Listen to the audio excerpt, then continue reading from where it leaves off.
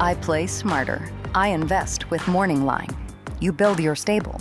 When they race, you earn. Buy, sell, trade, anytime. Morning Line. Own the game.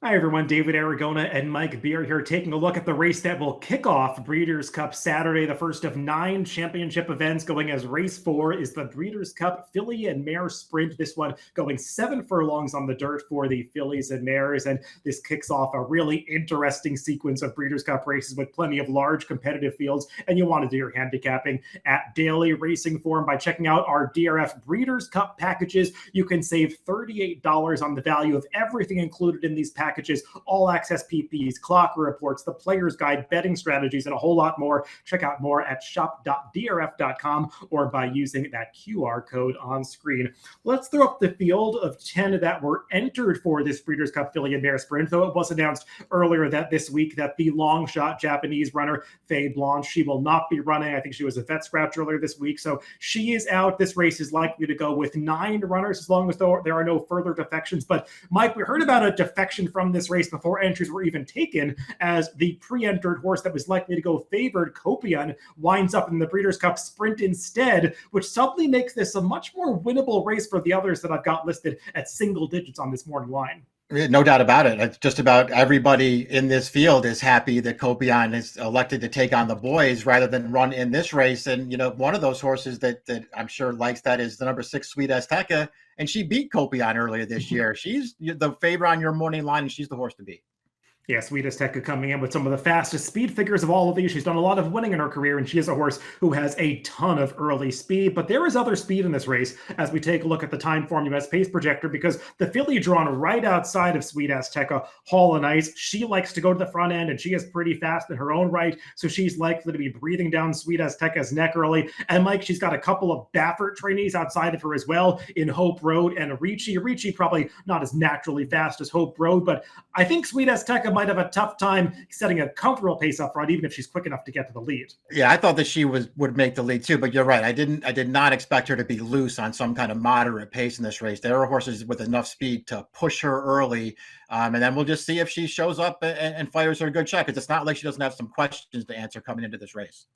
A lot of horses that want to be forwardly placed, and really the only one that doesn't is the horse that's shown all the way on the left of the screen with that late pace flag over her chiclet. That's the number 1, Zeitlos. She'll be firing from towards the back of the pack. And let's begin our discussion of the contenders with that deep closer, Zeitlos. Mike, she's had a pretty quiet 2025 season, just 1 victory in 5 starts. They tried the turf a couple times recently, and she runs just fine on the turf, but she's also talented on the dirt. They went back to the main track last time at Keeneland in the TCA, and it was not an ideal trip. I mean, she got towards the back early. That's just the way that she runs. But just as she was commencing her rally at the quarter pole, she kind of ran into a little bit of traffic, lost momentum at a critical point in the race. I think she's better than that. And while she's never had success going 7 furlongs, this kind of race where there's a lot of speed that could come back to her, that's the right kind of pace setup for Zeitlos. I agree, and especially for a horse who's sitting up there at 20-1. I recognize that she sort of lacks the standout figure that some of her main rivals have, and that's definitely a concern for me. I spent a long time trying to talk myself into putting this horse on top, though, because I do think she's pretty good. I just think she's an underrated dirt sprinter. And, as you point out, 1 for 5 this year. I think her form's pretty dirtied up. An easy win over Weaker in her first start back, 2 races on the turf. And as you point out, she's fine on turf, but she's not a turf horse. To me, she's a way better dirt sprinter. And in the last 2 starts sprinting on dirt, I don't think she had a fair chance either time. Had the trip that you talked about last time, the Chicago back in the summer. They're just going the easiest of paces in front of her, and she's trying to make up ground for last. This horse is dirtied up at a big price.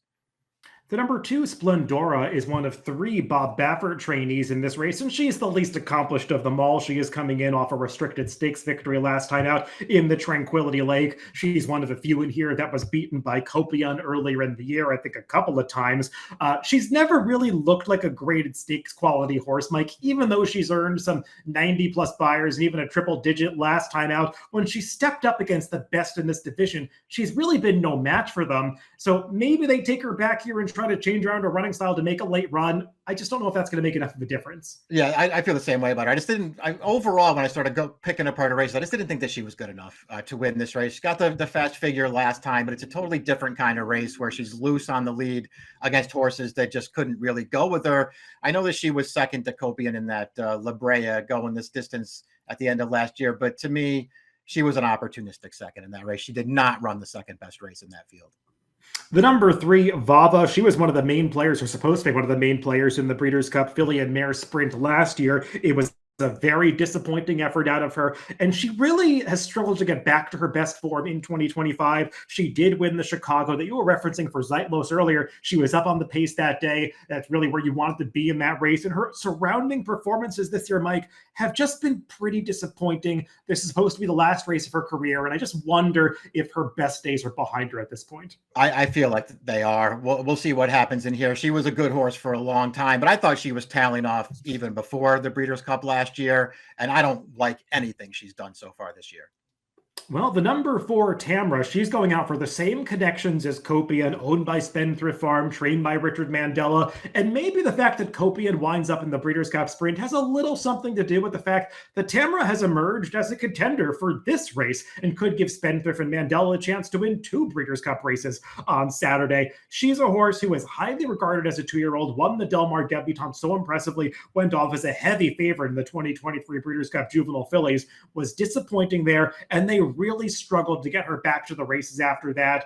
Long layoff into one race in 2024, another long layoff before she came back this year in the Chillingworth. And we'll take a look at her last race when she prepped for this Breeders' Cup Filly and Mare Sprint. So, Mike, she won this race, wasn't beating the best field. She looked pretty good doing it, but the best thing you can say about her is that she's finally putting races back to back, something she hasn't done since her 2-year-old season. Yeah, she's obviously had her issues. So, maybe you just want to take the position that she was cut out to be a good horse. She's finally, got a good race in here that we're watching right now, just dominated a really weak field there. And now she's back in form and she's going to move forward here and win this race. And I guess she'll be right up close to the pace too.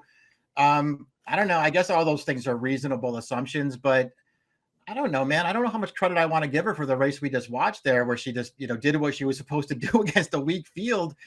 And then she's 7-2 on the morning line. That's not for me.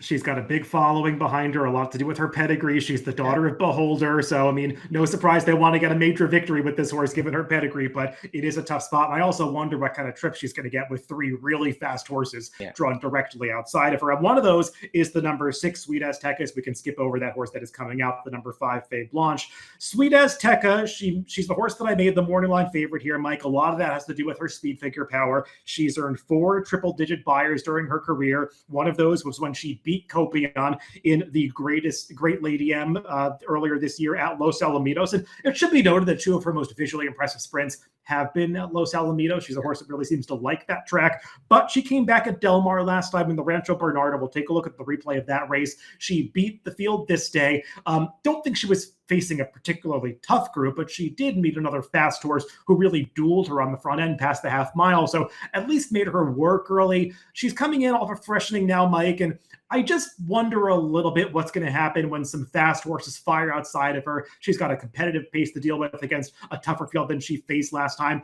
I don't totally trust her given her lack of activity over the past year and a half or so, but she is really good on her day.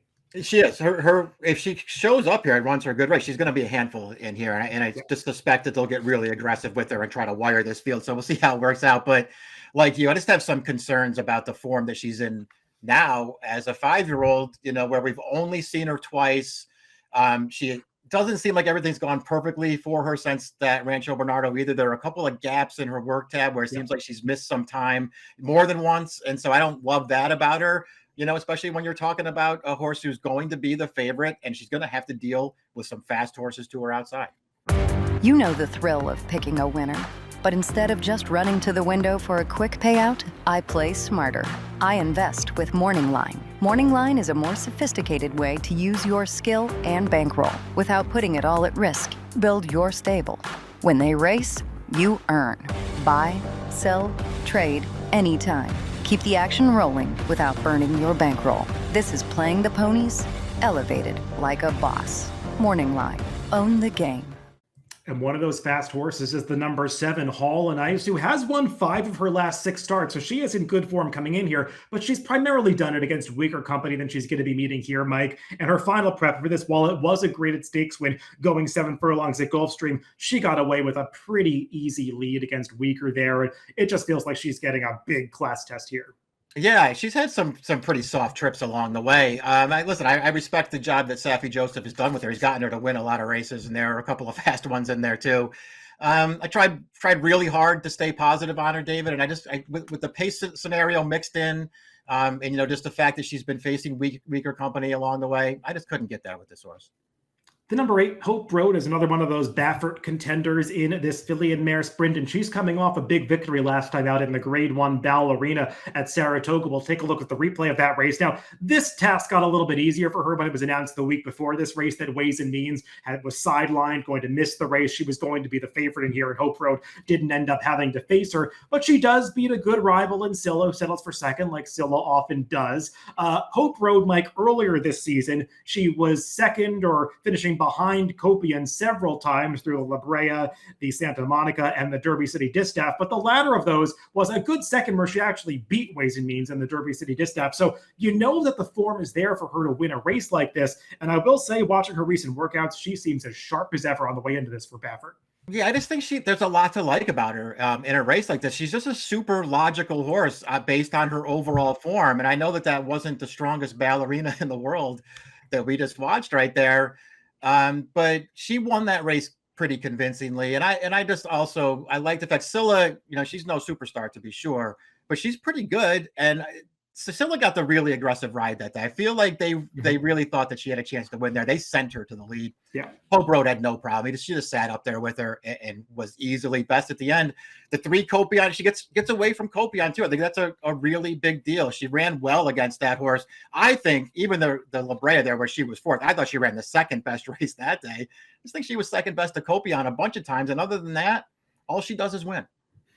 Up next is another of the Baffert trio, the number 9, Ricci, a horse who is turning back in distance for this filly and mare sprint, Mike, but she's a horse who does have some speed figures to make her very competitive at this field. We talked about Sweet Azteca having 4 triple-digit buyers. Well, Ricci has got 3. All of them have been going longer distances, earned around 2 turns, and she only won one of those races. That was against a weaker field in the Santa Maria 3-back, but she has faced some tough competition, beaten by Seismic Beauty, who's going to be the favorite in the Distaff 2 back in the Clementel Hirsch, and then last time beaten by her stablemate Cavalieri, who would have been one of the favorites in the Distaff. So she's got the credentials in the class lines. And what I noticed watching a lot of her races, Mike, is it felt like a few times she wasn't really in there to win. She was participating, but she was sort of not ridden as aggressively as she could have been. That was certainly the case when she faced off against Seismic Beauty. And now she's getting in a spot where she's drawn well outside of a lot of speed. She's probably going to get a stalking trip that's just fine for her. And I think turning back could really work for her. I like her turning back too. As you point out, her 3 triple-digit buyers are all in 2-turn route races, but I think she's just fine sprinting, and I like her turning back for this race. I'll be interested to see what kind of trip she can pull in here, because it does seem like even when they sprint her, they want to be forward with her, and I don't think that would necessarily work out that well in here. But I can see her getting the right trip in this race. I think she's a dangerous horse turning back. And drawn on the outside is the number 10 Praying, a horse that I know my co-host Mike Beer had a very good opinion about at Saratoga when she won the prior. Is at 21-1 in an upset. Beat 3-year-old fillies that day. She did step up against older last time in the TCA, got the job done once again. She kind of got carbon copy trips in both those races, Mike, just perched outside, not taking any kickback, and her connections must have been pleased to see her draw outside once again in this race, but this is now going 7 furlongs against a much tougher field. Yeah, I'll give her the credit that she deserves for backing up the Prioress win with another graded stakes win last time. She's obviously in really good form right now. This is just a way tougher race than either of the last 2. Well, everybody, before we get to picks, I want to let you know a little bit about Morning Line. You can unlock access to some of racing's most coveted bloodlines, mares and colts connected to championship pedigrees. Morning Line is a private SEC-regulated marketplace where approved participants can trade licensed interests in elite racehorses, no ongoing costs. Build your stable only at morningline.io.